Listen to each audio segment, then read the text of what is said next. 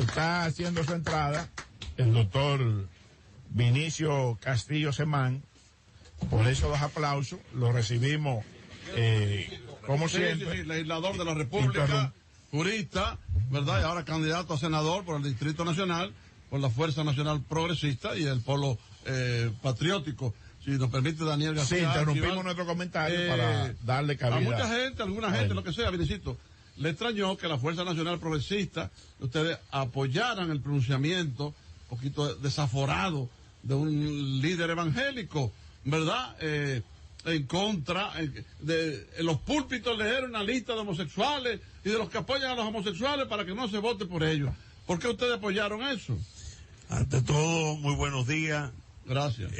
Y un honor para mí, como siempre, estar aquí en este Gobierno de la Mañana, que es, sin lugar a duda, el principal medio de comunicación del país. Gracias, hermano. Don Álvaro, nosotros apoyamos firmemente las posiciones que ha asumido el presidente del CODUE, Fidel Lorenzo, cuando él plantea el derecho que tienen de orientar a su feligresía en cuanto a no votar por candidatos a presidente, diputados, senadores y alcaldes que se hayan comprometido o que estén en una línea de apoyo de barrer con los valores cristianos. Porque es muy importante analizar que esta no es una coyuntura, la actual, común electoral. Nunca en la historia de este país, y usted tiene mucho más experiencia que todos nosotros, porque lo ha visto todo después en estos 40, 50 años de historia democrática. Nunca había existido un interés externo, en este caso de los Estados Unidos, de extrapolar y de esparcir la costumbre que ellos soberanamente plantearon en su país del matrimonio entre personas del mismo sexo, el aborto, la educación sexual libre para los jóvenes. Esa agenda el presidente Obama la ha impulsado en esta administración a nivel global, no solo con la República Dominicana. El problema con nosotros, la República Dominicana, es que el presidente Obama ha enviado como embajador a este país a un prominente, quizás el mayor activista o de los principales activistas de gay de los Estados Unidos, que ha venido no con el tema de que él sea homosexual o no, porque eso lo respetamos absolutamente. La vida personal de cada quien tiene respeto de todos nosotros. El problema es que el embajador norteamericano, como embajador de la primera potencia del mundo, ha venido aquí con un plan definido a imponer esa agenda a la República Dominicana. Y eso ha provocado que las iglesias, que generalmente han tenido una actitud de no involucrarse en los temas políticos, hayan visto que la influencia de la embajada norteamericana sobre los políticos dominicanos tiene un marcado objetivo de barrer con los valores cristianos, porque tanto para los católicos como para los evangélicos, el matrimonio gay es implementado aquí, es barrer con los valores cristianos. Es decir, no es un tema separado del tema que ellos defienden día a día, igual que el tema del aborto. Entonces, la actitud radical del embajador norteamericano y su esposo o su compañero de promover esos valores y de tutelar a la partidocracia dominicana y a los políticos dominicanos para que bajen la cabeza, no opinen o se comprometan en esa agenda, está provocando de forma legítima que tanto la Iglesia Católica como la evangélica le planteen a su feligresía: queremos una definición de los candidatos. Y yo creo que eso es democrático. que el elector dominicano sepa que un diputado, que un senador, cómo piensa sobre estos temas que son esenciales de vida y familia, cómo piensa la persona que va a elegir. ¿Qué es lo que ha pasado? Que el político dominicano se ha acostumbrado a jugar, como dice el pueblo, con Dios y con el diablo. Estoy muy bien con las iglesias, pero no me quiero pelear con la embajada americana. Y en este caso la embajada americana es un activista gay que viene casado con el interés de introducir eso aquí. Entonces, ¿qué está planteando las iglesias evangélicas correctamente? Bueno, usted apoya el matrimonio gay, usted apoya el aborto, usted apoya el libro de Profamilia, dígaselo al país, ningún problema. Y el que esté de acuerdo con usted vota por esa persona. Ahora, ellos tienen el derecho de orientar a su feligresía de que esos valores barren, esa costumbre barren con los valores cristianos, y por lo tanto, ellos estiman que hay que defender tanto los valores cristianos como la soberanía dominicana, en el sentido, la soberanía de que somos nosotros como país los que tenemos que darnos el sistema que queremos. Vinicito, pero... Es decir, así como Estados Unidos tuvo la soberanía de introducir el matrimonio entre hombres como una cuestión legal, desde la Corte Suprema, aunque perdió el referéndum, fue una votación cerrada en la Corte Suprema que permitió eso. Así nosotros tenemos soberanamente también el derecho de decidir si eso choca o no con nuestra costumbre, o si lo queremos igual que ellos. No que venga un procónsul como si fuera una colonia, como viene el señor embajador, se diserta en la Cámara Americana de Comercio y dice: la soberanía es un tecnicismo, y el que no esté de acuerdo conmigo yo le quito la visa.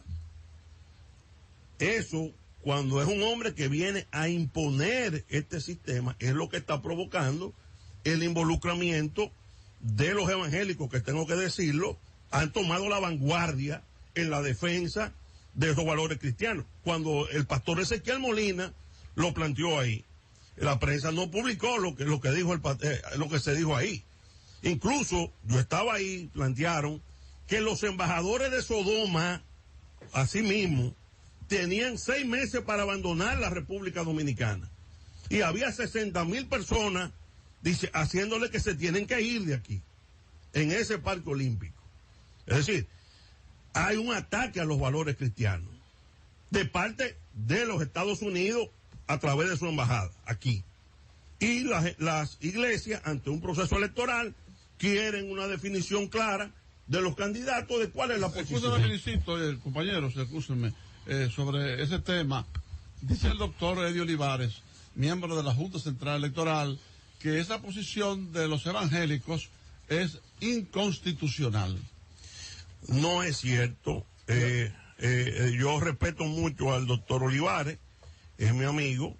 De hecho, aquí hay precedente. La Iglesia Católica, cuando se produjo la discusión del artículo 30 sobre el aborto en la reforma constitucional, en las parroquias leyeron los nombres de los legisladores que estaban en contra del artículo que finalmente fue aprobado.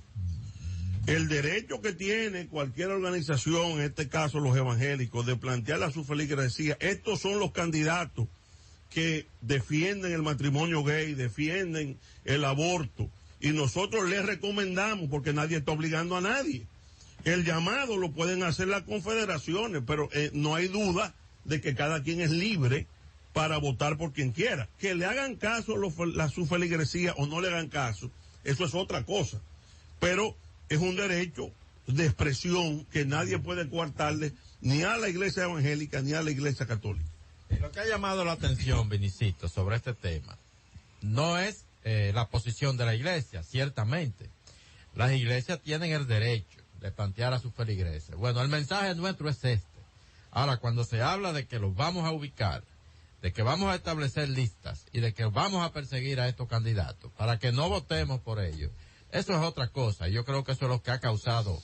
Pero nadie está hablando de perseguirlo. Lo único que por lo menos lo que yo leí de Fidel Lorenzo era que le iban a decir a su feligresía quiénes son los candidatos que defienden esas costumbres para la recomendación de que no voten por ellos, no sean electos. Pero nadie está hablando de perseguir a nadie por ser homosexual, a nadie por... Eso es la democracia. De hecho, en las discusiones hay muchos colegas que cuando vino el tema del aborto, me decía que el 60 al 70% de la población apoyaba la legalización del aborto. Y digo, bueno, pues entonces díganselo al público, a su electorado. Mi plataforma de campaña como diputado, como senador, es la legalización del aborto. Y si la gente vota por usted, entonces estamos legitimando ese proceso. Es decir, yo no creo que haya ningún tipo de interés, de persecución en ese pronunciamiento, simplemente de toma de defensa ante una ofensiva norteamericana que está presionando a los políticos dominicanos de que tengan una actitud anuente a este tipo de introducción de este tipo de costumbre en la República Dominicana. Fuera de este tema, Vinicito. Yo quería hacer una pregunta en el mismo tema, Vinicito. Vamos a admitir que lean la lista.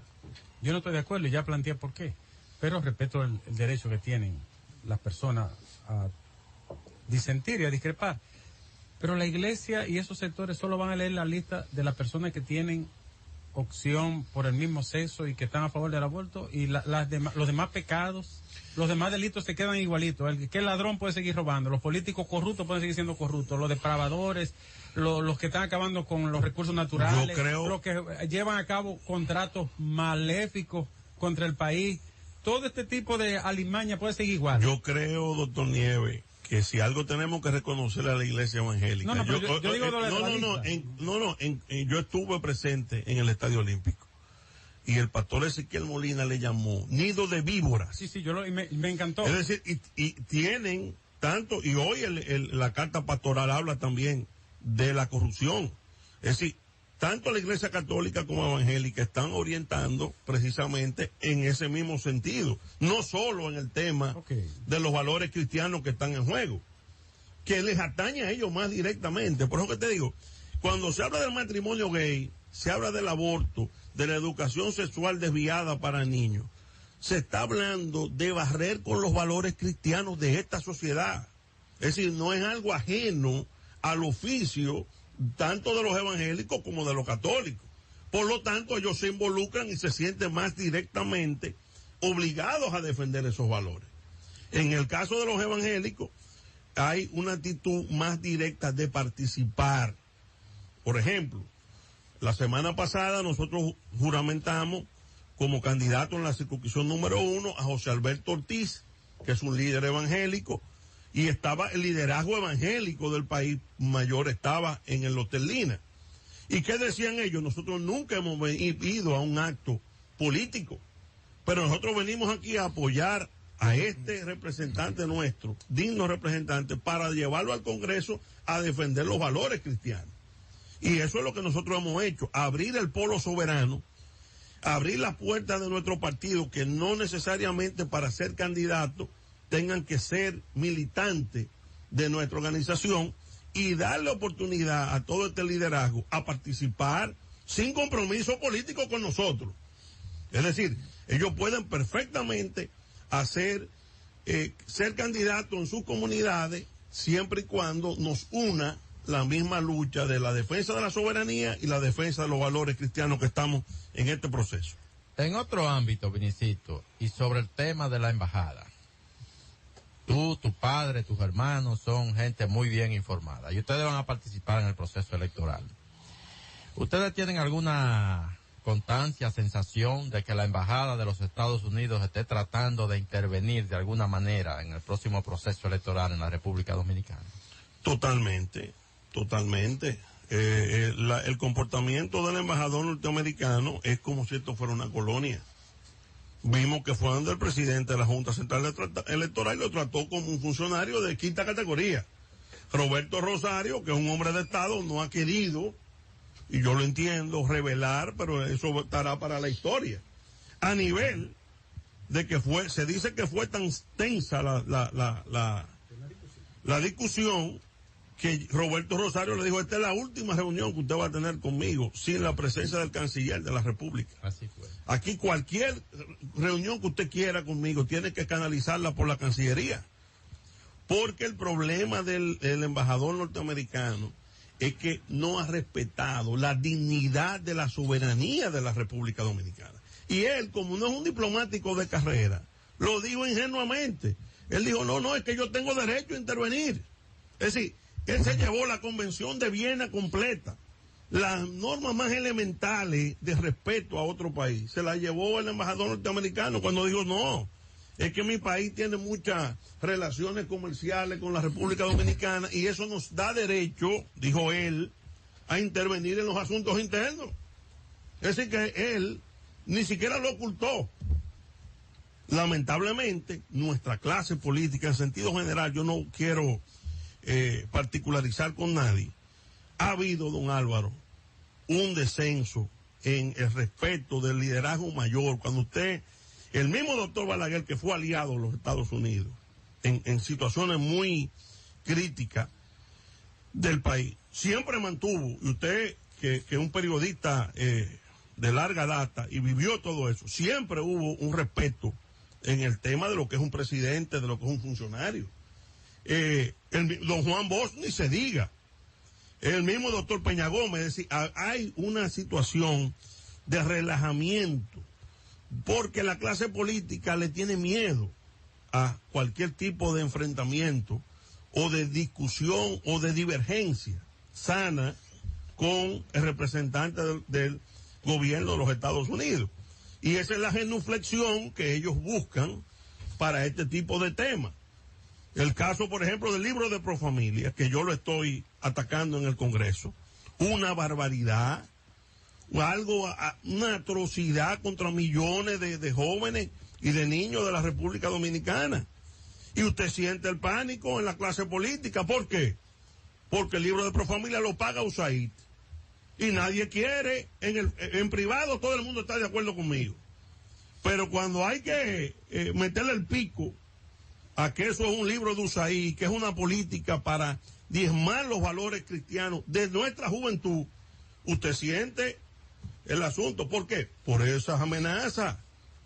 Porque fíjese cómo él habla de una vez. No, el que no esté de acuerdo conmigo, le quito la visa. Es un mensaje a la clase política. Amenazó a Roberto Rosario y a toda su familia. A Roberto Rosario, incluso con familiares en Estados Unidos.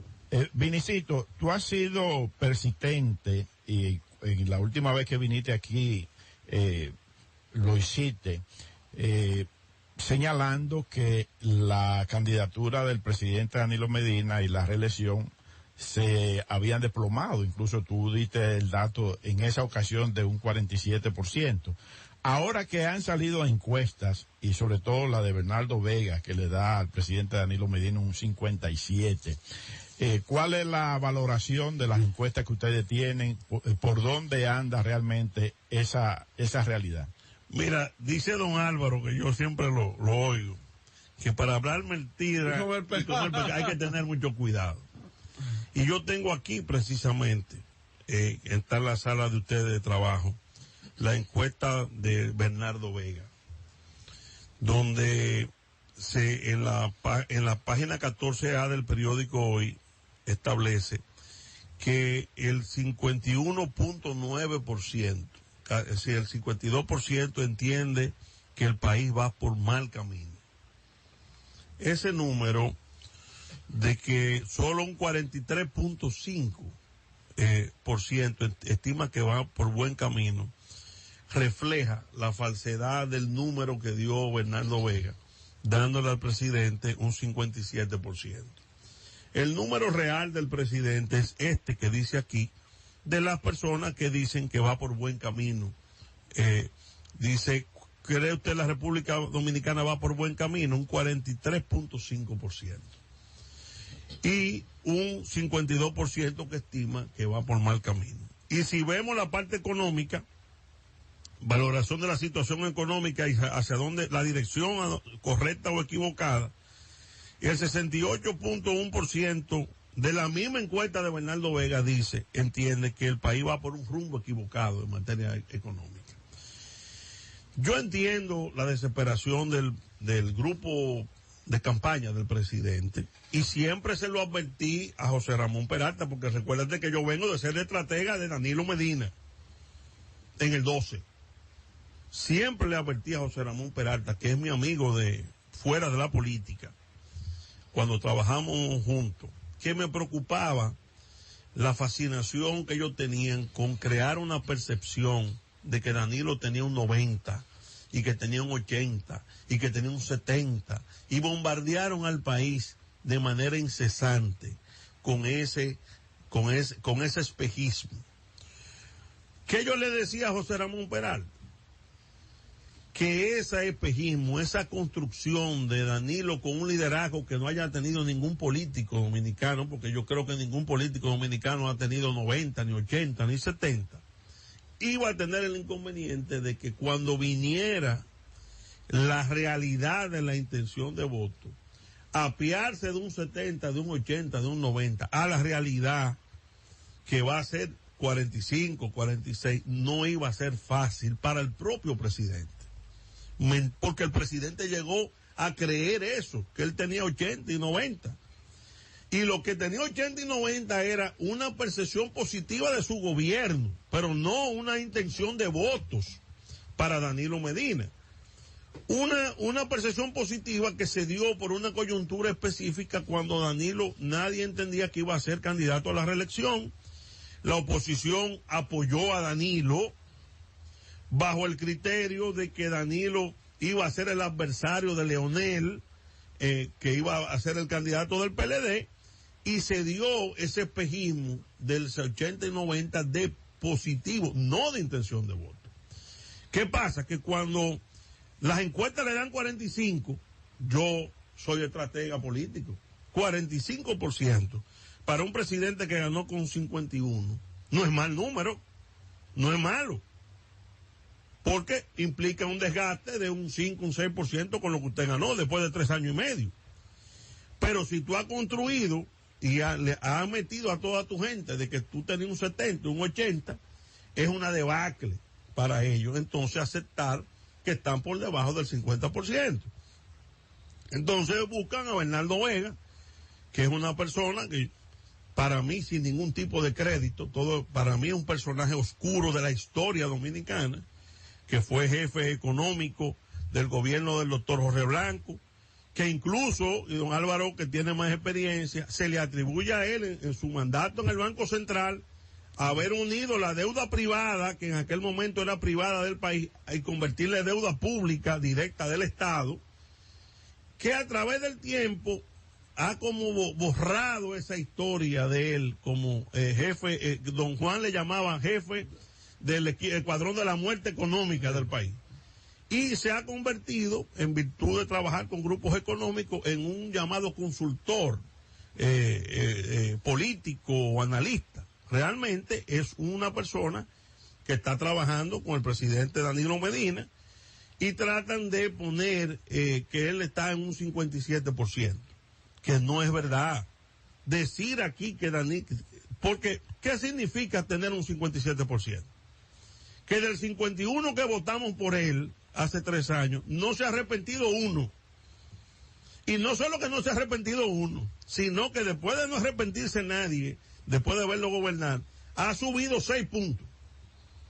Después que echó su palabra de la reelección al lado, después que se dividió su partido con los temas con Leonel Fernández, después que se desbarató el bloque progresista, después de todas las cosas que hemos visto, sobre todo en la última parte, donde él lamentablemente, desoyendo los consejos de amigos reales, compró la reforma constitucional, como dice Tony Isa Conde, su propio ministro de Energía y Minas, en una operación mercantilista de compra y venta de votos, que dice Tony Isa que él como no es político, no digirió eso que se hizo en la reforma constitucional porque era demasiado sucio. Eso en boca de un ministro de él, en un libro, don Álvaro. Es decir, que ya Danilo está acusado históricamente por uno de sus ministros de haber corrompido el Congreso Nacional para quedarse en el poder con una reforma. Entonces, en realidad yo estimo que va a haber segunda vuelta, que Danilo Medina no va a pasar de un 43-44%. Nosotros estamos luchando. Pelegrín, fíjense el odio de Bernardo Vega y de quienes están detrás de Bernardo Vega es tal que Pelegrín Castillo, mi hermano, que es candidato presidencial, la Fuerza Nacional Progresista y el Polo Soberano, ni siquiera son considerados en esa encuesta. No con un 1 ni con un 0 punto, nada, no existimos. Porque evidentemente hay un interés de manipular la realidad. Nosotros estamos, según nuestras mediciones, en tercer lugar en el tema presidencial, y aquí en la capital, don Álvaro, estamos encabezando las encuestas. Obviamente, yo tenía una situación, y tengo que ser honesto en plantearlo, no había candidato del PRM, hasta éramos prácticamente Reinaldo y yo. Hay que esperar a ver, ustedes, el PRM acaba de designar al colega Alberto Atala como candidato a senador. Hay que ver cuál va a ser el impacto en el electorado y en las encuestas, pero hasta la semana pasada yo estaba encabezando las encuestas frente a mi amigo personal, Reinaldo Párez Pérez. Cierto. Bueno, muchas gracias, Vinicito. Gracias a ustedes. Gracias al doctor Vinicio Castillo Semán, un honor, legislador de la República, jurista y candidato a senador por el Distrito Nacional, por la Fuerza Nacional Progresista y el Polo Patriótico. Gracias por venir. Gracias, hermano. Recuerdo por allá. ¿Cómo no? Placer de verte. Gracias. Entonces vamos contigo, punto y regresamos. Es el gobierno Z101.